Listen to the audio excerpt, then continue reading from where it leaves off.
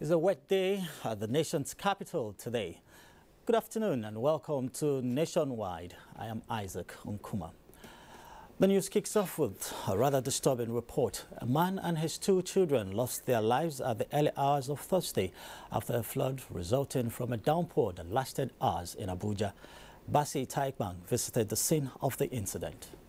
It was a sympathetic situation here in Lugunguma district in Abuja Municipal Council, where flood took away the life of three, a man and two children. I have some eyewitnesses. You go check on that place. You say, oh God, that place deep. Go back. Go back. Oh guy no agree. You tap the glass. You on the glass. You close the motor. You go reverse small. You go enter that place. Water you carry the motor. I took the man and the daughter to hospital. Getting to the hospital, he's dead. The doctor confirmed he's dead. You said you took two of them to the hospital, and I am meant to understand that there were three inside that car. Yeah, there were three. They were able to. There are boys with me that was able to rescue two of them at a point. It's very unfortunate that a man and his two kids will go like this. We are using this medium to at least plead with government that if they can come to our aid and just do something here. We need primary infrastructure, at least roads and drainage. Are there lessons to learn from this incident as we expect more rains? When someone's noticed rain, wherever he is, you should wait until the rain fall, and because if you drive inside water, you never can tell. You cannot find your way out. You can't find the actual route, and the tendency of you capsizing is high. Residents of the area told NTA News that the disease left behind a nursing wife and two children. Basi Taikbang, NTA News. Our drivers just need to apply more caution.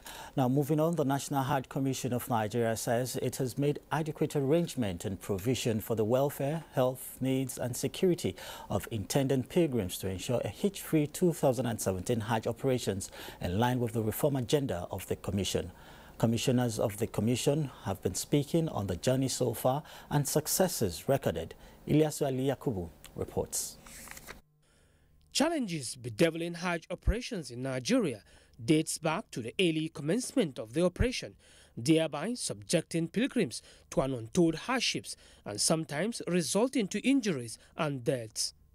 Some of those challenges range from lack of conducive accommodation, poor healthcare delivery services, security of lives and property, as well as unnecessary delays of movement to and back to the country. Year after year, the challenges continued unabated despite effort made to check the trend by successive leadership of the Commission. At the commencement of the 2016 Hajj operations, some number of reforms were introduced to check the challenges with a view to finding a lasting solution to them. Although the 2016 Hajj operations was adjudged successful, but not without some challenges. Based on this outcome, the chairman of the commission, Abdullahi Mukhtar, evolved new reforms to stamp out all challenges for a hitch-free 2017 Hajj operations. Some commissioners of the commission react to the journey so far. There's no way you're going to move large number of people without small shortcoming. But as soon as challenges come, we address it immediately. But most importantly is the fact that I think we have an open check when it comes to issues of drugs. I say this to reassure all our pilgrims that so long as anybody is sick, inshallah, the Commission will find money wherever the funds are to procure drugs to cater for our pilgrims. We are confident that we will be able to airlift all the Nigerian pilgrims by the 25th or 26th of this month. 65,271 intended pilgrims are expected to perform the 2017 Hajj operation, with 57% of the total number already airlifted to Saudi Arabia, devoid of any hiccups. In Abuja, Ilyasu Ali Yakubu, NTA News. Meanwhile, a level playing field and support for investors in Nigeria has been described as an avenue to create positive returns for the country. Executive Secretary, Nigeria Christian Pilgrims Commission, NCPC, Tor Uja, stated this at an enlightenment workshop on pilgrimage service delivery and public procurement held in Abuja. Lady Abasi was there. Ease of doing business is a federal government initiative to create a conducive business environment in Nigeria, amongst other objectives. The Nigeria Christian Pilgrim Commission in this workshop is targeting to build robust synergy between foreign and local service providers. Abuja encourages stakeholders to participate in Christian pilgrimage activities to help in nation building. If we Nigerians lay down laws and procedures, we should be the first to follow and then encourage others to also obey them. The only real beneficiaries who are torturing our nation are those who are benefiting from corrupt practices. You cannot do business with the people you don't know. You can't do business with the people you cannot understand where they are going. NCPC is very intentional about where it's going. Focus of the workshop is making business grow roots and fruits in Nigeria. The expectations are very high. With the way NCPC is set up and is running its operation, I believe everything is looking good. The workshop is designed to bring stakeholders into a common understanding of how NCPC works, to forge a common agreement that will showcase the business-friendly environment in Nigeria. Lydia Bassi, NTA News. And moving on to security matters, the Commissioner of Police FCT Command, Musa Kimo, has called on FCT residents to be law-abiding and continue to partner with the police to ensure law and order, while advising protesters to liaise with the police before they embark on their protest. Ayena Jai Auta has details. Commissioner of Police FCT Command Musa Kimo, while briefing newsmen on the update of their intervention at Wuse Market Tuesday morning, said the command swung into action to rescue Charles Oputa, otherwise known as Charlie Boy, and members of the Concerned Citizens group from being lynched by an angry mob who attacked them during a protest at Wuse Market after their protest at Unity Fountain earlier in the midst of security operatives. We appeal to members of the public, protesters, to always inform the police, enable the police, protect them very well. You can see what happened on their own. They went there to the market. But for the prompt response of the police, normalcy was restored. The entire FCT, as we speak, is safe. The divisional police officer Utako, CSP Jimo Gbenle, was injured while trying to intervene. In order to afford the mob to destroy the vehicle or burn up the vehicle, we tried out means in order to bring out the two vehicles. It was in the process. There were throwing of stone from every angle.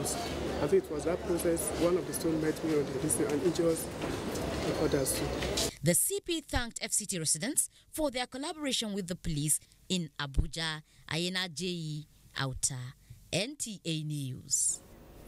And a report just reaching us from the State House says the federal government has drawn the line on hate speeches, stressing that henceforth hate speech will be met with serious sanctions.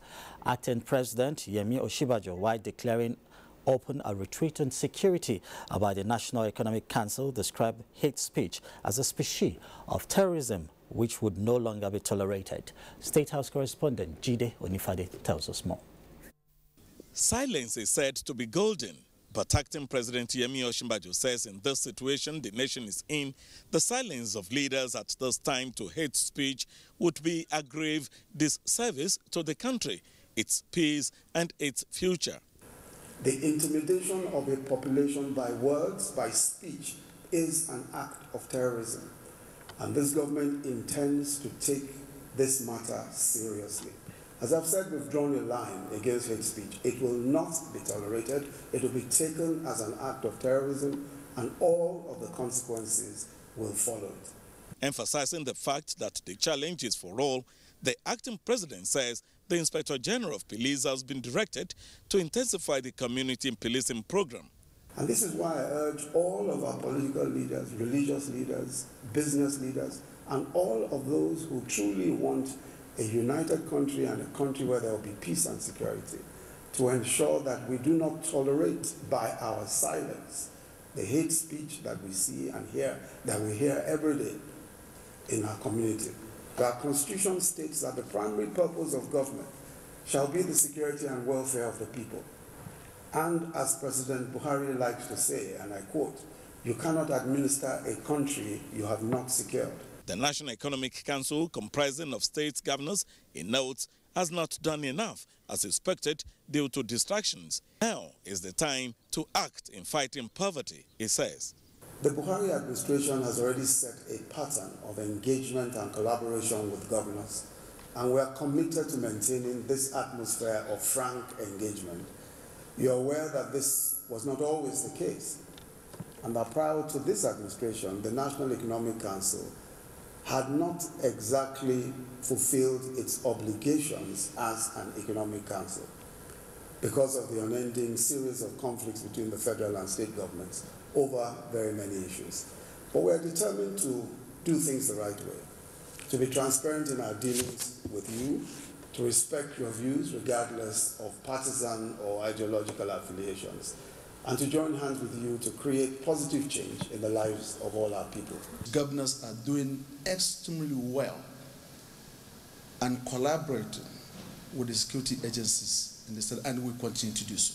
Acting President Osinbajo said government would not relent in the vision to ensure a secure nation where all citizens can aspire and achieve their dreams and ambitions. From the conference center of the State House, Jide Onifade, NTA News. A Lagos Network Center is our first zone to be visited on our lineup today, and Jennifer is standing by to bring us an update on the ASUU strike. It's over to you, Jennifer. Thank you, Isaac.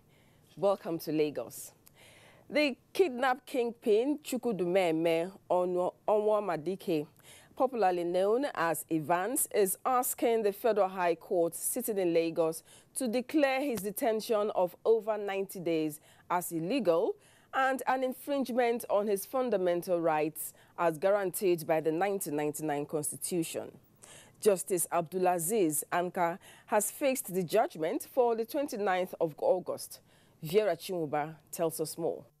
Chukwudumeme Onwamadike, also known as Evans, is seeking an order of court to compel the police to charge him to court or release him on bail. In addition, pay him the sum of 300 million naira as damages for his alleged unlawful detention. Joined as respondents in the suit are the Inspector General of Police, the Nigerian Police Force, Commissioner of Police Lagos State, and Lagos Special Anti-Robbery Squad. Justifying his alleged detention, Counsel for the Inspector General of Police and the Nigerian Police Force, Henry Obiaza, told the court that Evans' case has to do with murder, armed robbery and kidnapping, which are capital offenses. He argued that under Section 35, subsection 7 of the 1999 Constitution, Evans' rights were not absolute, even though plans are on to charge him to court. He, however, urged the court to dismiss the suit for want of merit.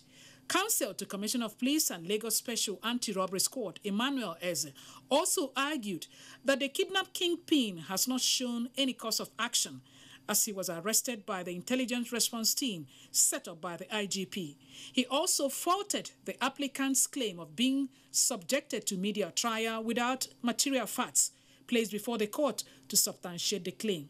Eze also told the court that before Evans' arrest, he was involved in many robberies and series of attacks on bullion vans in which many policemen were killed. Faulting Evans' claim of 90 days in detention, Eze told the court that there is an order of court for his remand, as the applicant is an international kidnapper who had been terrorizing states in Nigeria. Evans' counsel, Ogungbeje, urged the court to hold that the respondents had breached the law by detaining him since the 10th of June. He told the court that the proper thing to do is for the respondents to charge the applicant to court. After listening to the counsel's argument, Justice Abdulaziz Anka fixed the 29th of August for judgment. In Lagos, Vera Chimuba, NTA News. And to education, academic activities have been brought to a halt in universities across the country as a result of the indefinite strike action by members of the Academic Staff Union of Universities, ASUU. Correspondent Kudirat Abiola Sadiq, who visited University of Lagos, completes the story. A visit to University of Lagos in Akoka revealed that academic staff of the institution have complied with the national body's call for indefinite strike. ASUU chairman, UNILAG chapter, Mr. Delaja Odutola Odukoya, said the strike will not be called off until the federal government responds to ASUU's demand, which has to do with the 2009 Memorandum of Understanding between ASUU and the federal government. It is already implying what we have said. We have embarked on a total, indefinite and comprehensive strike action. So we are not begging. It is for the government to do the needful. And for us as a union, we are the primary stakeholder in the university system. We are the conscience of this nation. I will make sure the needful is done. Some of the students, however, called on both governments and ASUU to, as a matter of urgency, to find an amicable resolution on all aggrieved matters so as not to jeopardize their academic future. We are supposed to start reading for the examination going on, but due to the distractions it's now going on. We final year students, we're already counting down, like it's just a few weeks to our exams, and we already have plans for after school. The national body of ASUU asked its member nationwide to embark on an indefinite strike over the non-implementation of 2009 agreement between the body and the federal government. In Lagos, Kudirat Abiola Sadiq, NTA News. Now, employers have been urged to assign challenging duties to core members in order to harness their potential. Lagos State Governor Akinwumi Ambode made the call at the end of the orientation course for the 2017 batch A Stream 2 core members in Lagos. Nosa Osula completes the story.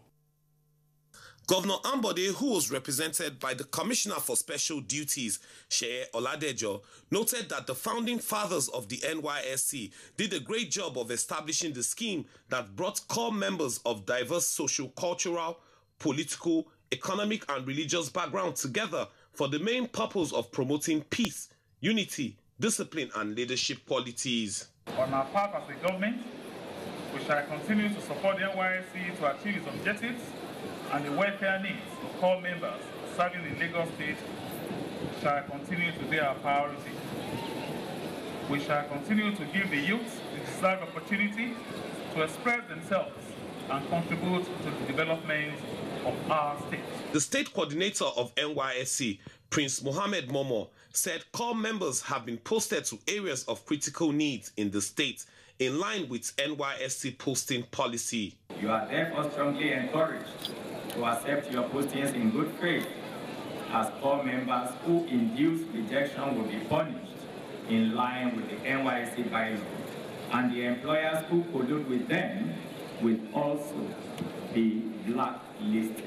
A total of 2,760 core members participated in the exercise. In Lagos, Nosa Osula, NTA News. And those are the stories from Lagos at this hour. Isaac, back to you for more on Nationwide. Many thanks, Jennifer. Now to electioneering matters. Towards adopting an electronic voting system in Nigeria, the Independent National Electoral Commission, INEC, and the National Agency for Science and Engineering Infrastructure, NYSC, are collaborating to work out modalities for its actualization. Political correspondent Abdullahi Garba Bendon Kudu reports. In line with the global best practices, Nigeria is considering e-voting system in the electoral process to ease the process with the needed credibility. In an interagency collaboration, INEC and NYSC 20-member technical committee has been inaugurated to determine the requirements and evaluate both legal and technical implications for e-voting solution. Evaluate the e-voting solution offered by NYSC in the light of the needs of INEC. 3. Assess the operational, technical and social issues associated with an e-voting system in Nigeria in the light of the NYSC solution. To study what NYSC has developed and to see how it could be adapted by INEC in the conduct of future elections. A comprehensive report is expected by INEC and NYSC from the committee to facilitate the adoption or otherwise of the electronic voting system. In Abuja, Abdullahi Garba Kudu, NTA News. The hope for a lesser travel time between the north and south is gradually coming to fruition following further efforts towards recommencing work on the Bagana-Guto Bridge across the River Benue. Onotu Yakub has an update on the project expected to link Bagana in Kogi State with Guto in Nasarawa State. The construction of the Bagana-Guto Bridge across the River Benue began in 2008 and left off about 2 years later. The 1.3-kilometer dual carriage bridge to connect the 90-kilometer Bagana-Oweto Community Link Road is a public-private partnership project involving the federal, Kogi and Nasarawa state governments, respectively. It was conceived as an alternative route to the Abuja-Lokoja Highway to link the southeast through the Federal Capital Territory, Abuja, to the northern part of Nigeria. It cost the journey by 3 to 3.5 hours. The current signing of agreement for the completion of the bridge marks another milestone to the repackaged project. A commitment, suppose, we will sign the contract with 190 million US dollars. This project is not meant for a section of this country. It is meant for all Nigerians. Tagged Harmony Bridge, the project has a completion period of between 3 to 4 years. Onotu Yakub, NTA News. Meanwhile, a team from the Office of the Ecological Fund is in Nasarawa State to undertake comprehensive assessment of degraded areas across the 13 local government areas of the state. Abubakar Usman Akwanga reports that the agitation by communities to be included amongst the Ecological Fund derivation states of the Federation may soon come to fruition. Nasarawa State is one of the endemic states with high profile of ecological challenges owing to the surrounding river basins and its fringes, including mining activities which give rise to uncontrollable flood, apparently displacing persons and causing wanton destruction on farmlands, including property worth different values annually. This, however, prompted the concern of stakeholders and other notable public figures to formally request the attention of the federal government on areas of urgent environmental needs to avert the incessant disaster, especially during the rainy season. And as a response to their distress cause, the federal government, under the Office of the Ecological Funds, delegated a team of technical experts to track worrisome areas and make recommendations for the intervention of the central government. The areas of challenges covered erosion, desertification, pollution, and even oil spillage. Nasarawa State government says it will not resist any intervention, particularly from the federal government, in order to effect immediate remedial measures as part of its reclamation policy on the environment. We are calling on the federal government as a matter of urgency to rescue Nasarawa State from these ecological problems. Presidential technical team deployed to Nasarawa State to take inventory of ecological sites is coming at a time the state government is channeling huge resources in addressing ecological problems in some of the worst hit areas. In Lafia, I am Abubakar Usman Akwanga, NTA News. The fight against corruption has continued to gain more momentum, with more groups not only joining the war but also making deliberate efforts to perfect strategies of curbing the menace. Basi Taikbang was at one of such fora where understanding different manifestations and adopting evidence-based anti-corruption measures were discussed. Nigeria's development stagnation and challenges are fingered at corruption, which is said to have hindered professionalism and eroded the values of hard work and honesty. Corruption is, however, not finding it easy in Nigeria these days, as governments, groups and individuals continue to fight the menace with every available arsenal. This meeting of stakeholders from the law enforcement agencies, civil societies and the judiciary at the instance of the United Nations Office on Drugs and Crimes and the National Bureau of Statistics is another of such efforts to seek ways of curtailing corruption in the society. Yeah, Nigeria has done fantastic progress in fighting corruption, and we were talking about all the different measures that the different anti-corruption agencies have been taking. And we just were launching the first household survey, which is the very first time that we have a survey on corruption. So in terms of recovery, in terms of international perception, in terms of the will, this government has done very well. The meeting is also taking stock of achievements under the EU-funded support for anti-corruption in Nigeria. The 5-year project, which commenced in 2012, seeks to promote good governance and enhance transparency.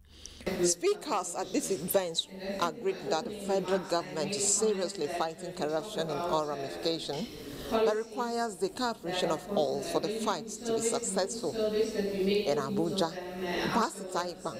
NTA News. And you can watch this news live online via the NTA mobile app, which you can download on your Android device at the Google Play Store or at the Apple Store if you use devices with iOS. And it's time to pause for some messages. Nationwide continues shortly if you stay with us. From what we have seen, we have the capacity which we can rapidly develop or feed in ourselves. If we don't import rice, we stop importing corn and other grains, Nigeria will have plenty of money to invest into developing industries, especially manufacturing, textiles and so on, and develop iron and steel, and complement the infrastructure development.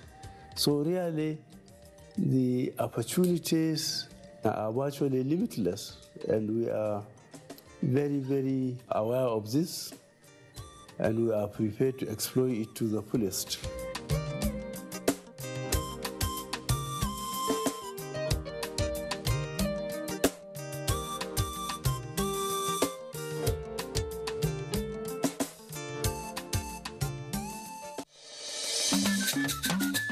National Council for Arts and Culture, Abuja presents 10th African Arts Crafts Expo, AFAC Expo 2017, the biggest arts and crafts expo in Africa. Theme, Nigerian crafts, the untapped treasure. Date, 27th August to 17th September 2017. Venue, Arts and Crafts Village, beside Sheraton Hotel and Yaradua Center, Abuja. Time, 9 a.m. daily. AFAC presents a unique platform for artists, crafts dealers, manufacturers, and other stakeholders to buy, sell, and promote products from Nigeria and other African countries. For more information, please call Chinwe on 0803-321-7724, Gerald on 0802-3345-301. National Council for Arts and Culture, our culture, our pride. Otumba Olusegun Ronshewe, Director General, Announcement.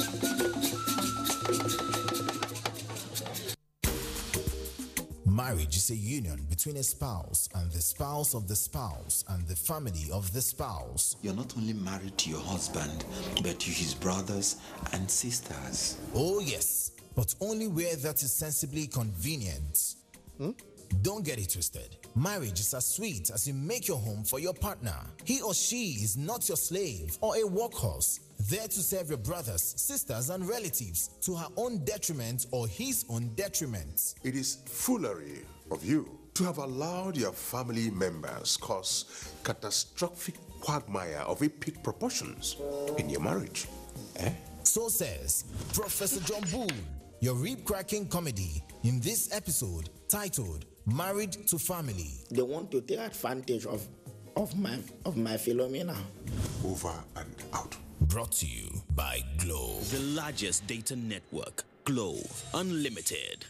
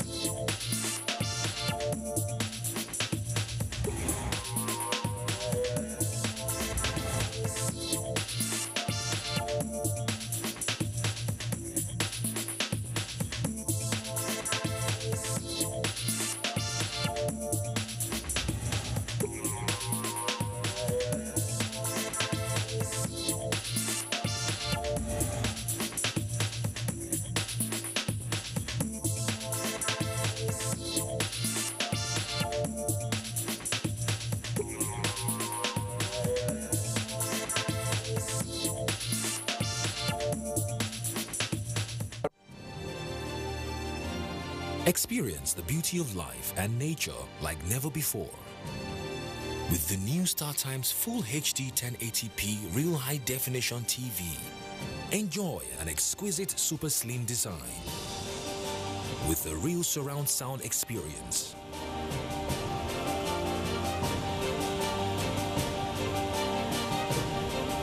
Watch the biggest blockbusters on over 200 plus channels. Available in 32 and 40 inches from 69,900 Naira at leading shopping outlets across the country.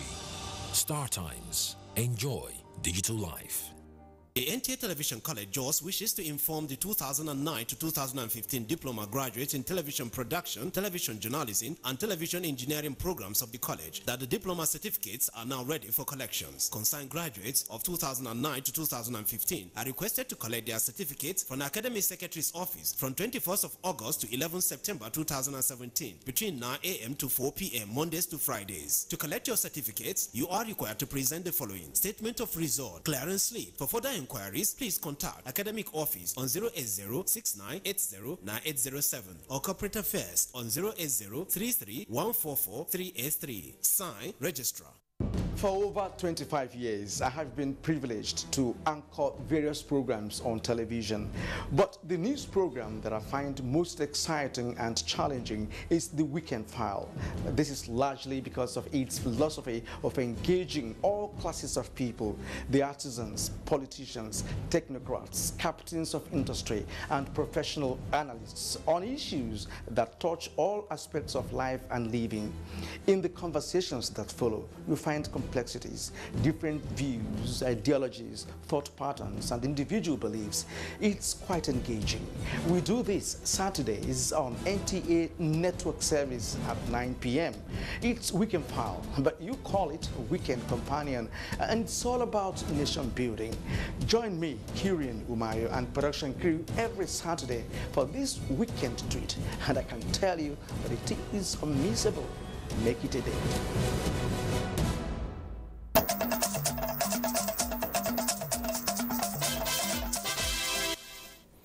Thanks for staying with us. Governor Ugwanyi flags off Maternal and Child Health Week. Let's join Beauty in our Enugu Network Center for these and other stories from that zone. Hello, Beauty. It's good to see you.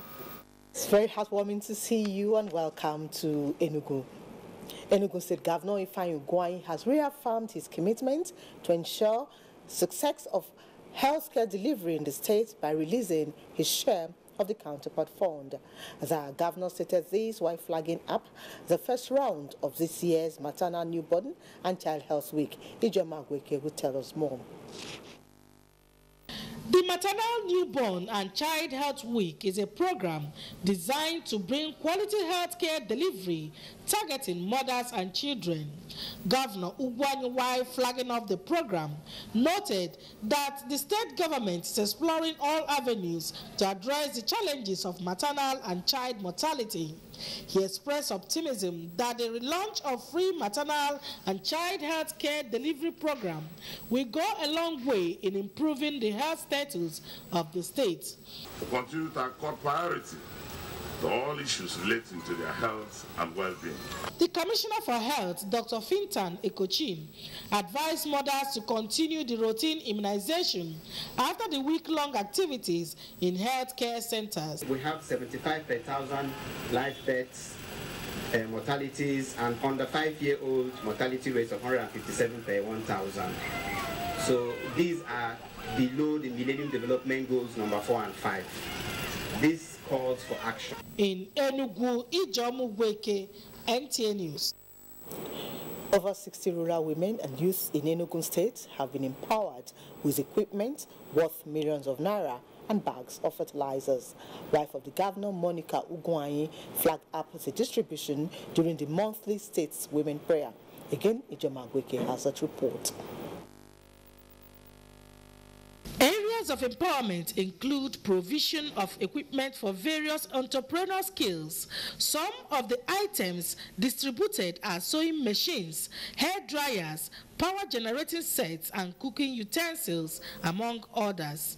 Mrs. Ugwanyi, while encouraging the women to utilize these items to boost their various businesses, said her pet project, UTOF, in partnership with the National Population Commission, will soon embark on tour of the local government in the state with the aim of registering all the children born in the rural areas. The whole of the prayer point for today, learn to pray for our husbands, his finances, his work. The Commissioner for Gender Affairs and Social Development, Peace Nnaji, commended Governor Ugwanyi for his response to the procurement of the fertilizer for rural dwellers and less privileged ones in the state to assist them in farming. The event attracted women from the 17 council areas in Enugu, Ijomu, Gweke, NTA News. Christian religious leaders in the southeast have turned to God in prayers for the much-desired national unity and stability. They said the prayer has become imperative because it is only in unity that the country will be developed. In Kiyu Ayefena, we complete the report.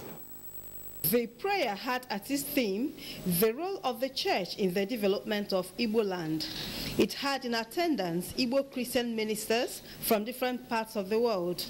The forum was geared towards raising the awareness of church leaders on the need to take their place in the affairs of the nation. Speakers at the session were unanimous in their agreement that the clergy have abandoned their role of checking the ills of society for the pursuit of materialism.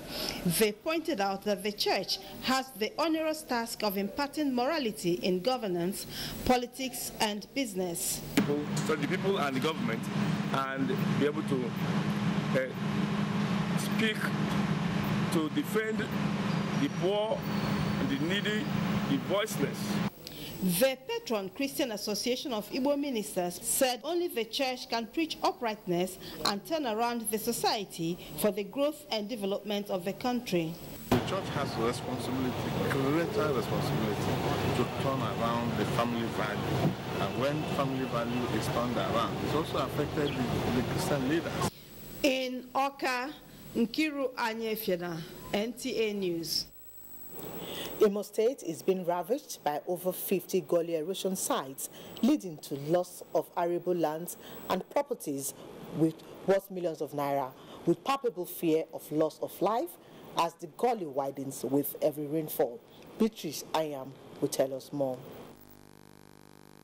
Investigation shows that there are over 50 gully erosion sites of different degrees in almost all the local government areas of Imo State.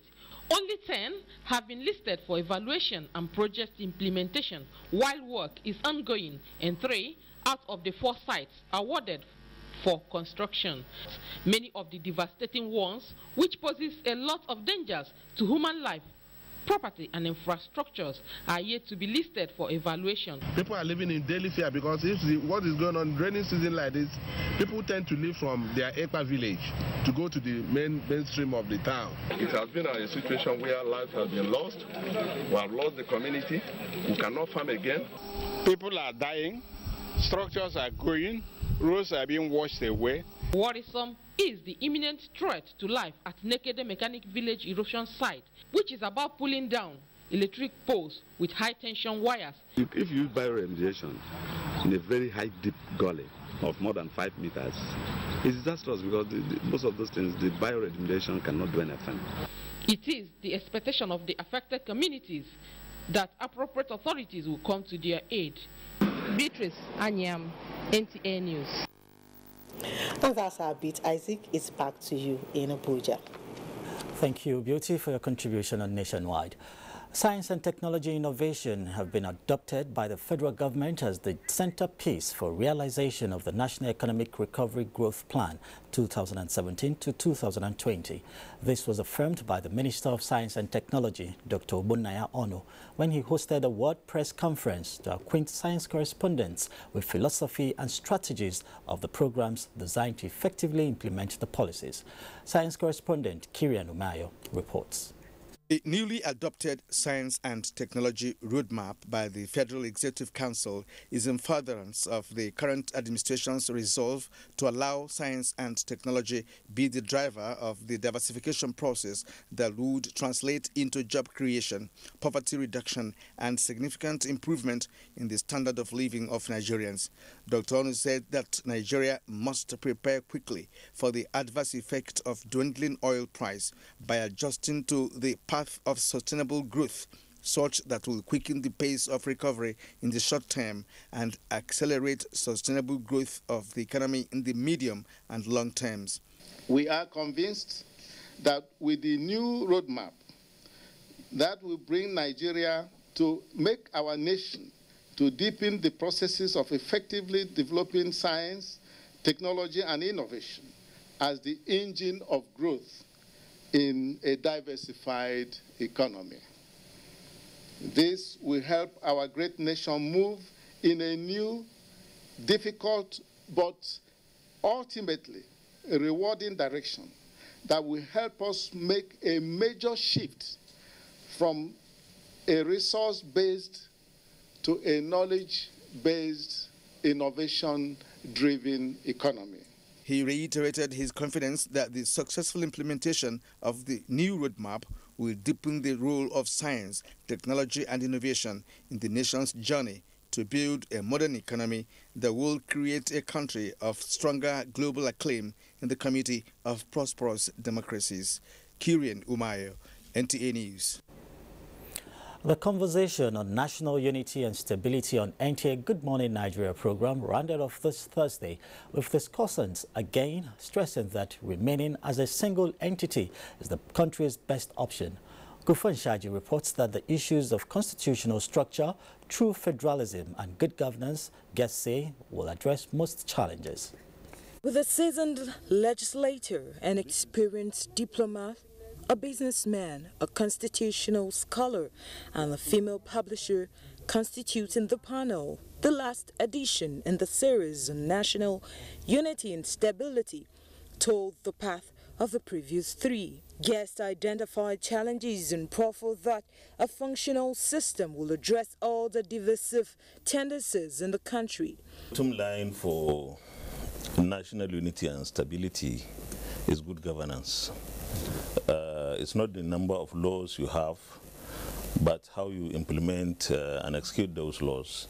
And when it comes to participation in governance and leadership, let it be that leaders continue to exhibit those tendencies that bring people together. The entry point to national integration for me is for us to really go back and deal with how we constitutionalize our existence in a more democratic way so that no part will feel cheated. Politics is defined by ethnicity. Politics is defined by religion. And there is this big wall of exclusion. If you don't belong to the mainstream, whether you are talking in religious or ethnic terms, no matter how good you are, you will not be given an opportunity. And then what suffers? It is that country that we call Nigeria. The analysts say that Nigeria and Nigerians are better together as no path can be greater than the present setup.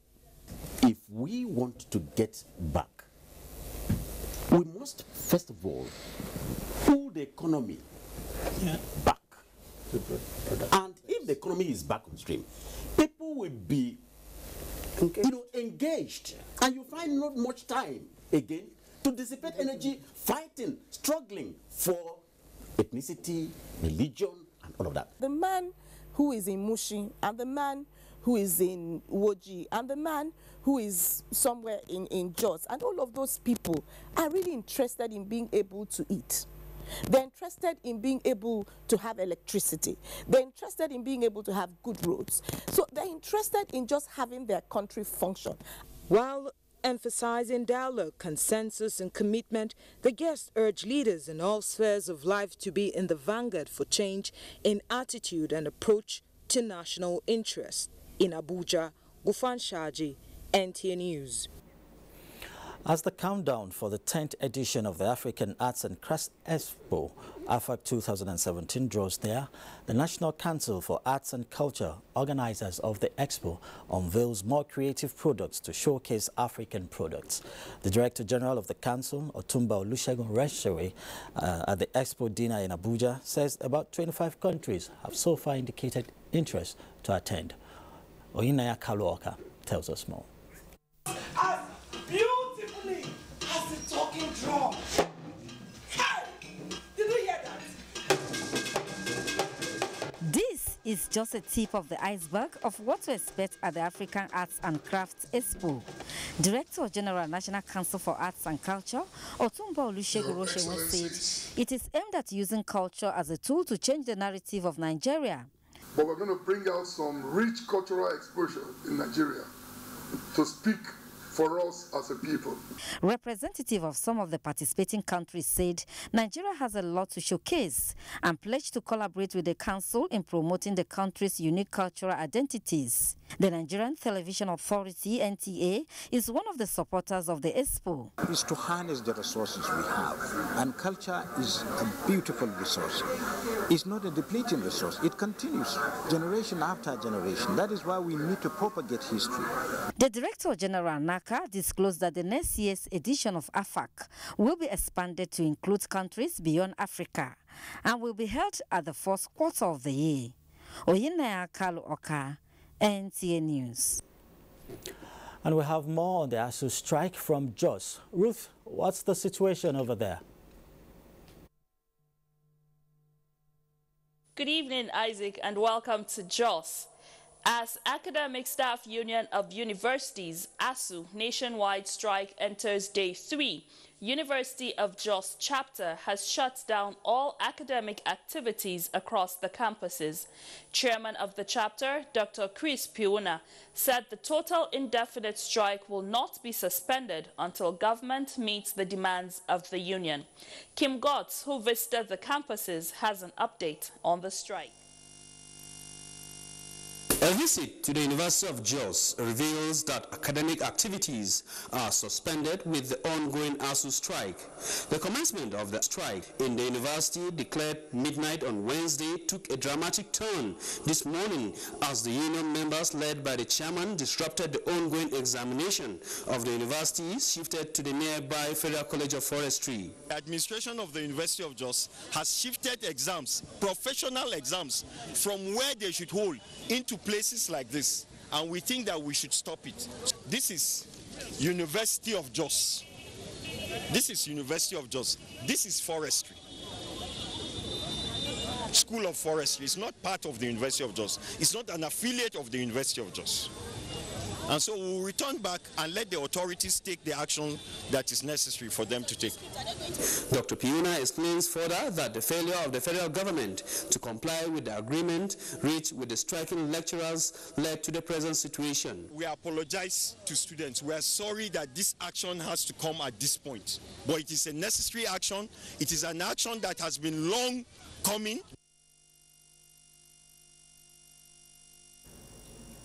Well, sorry, we lost Josh there.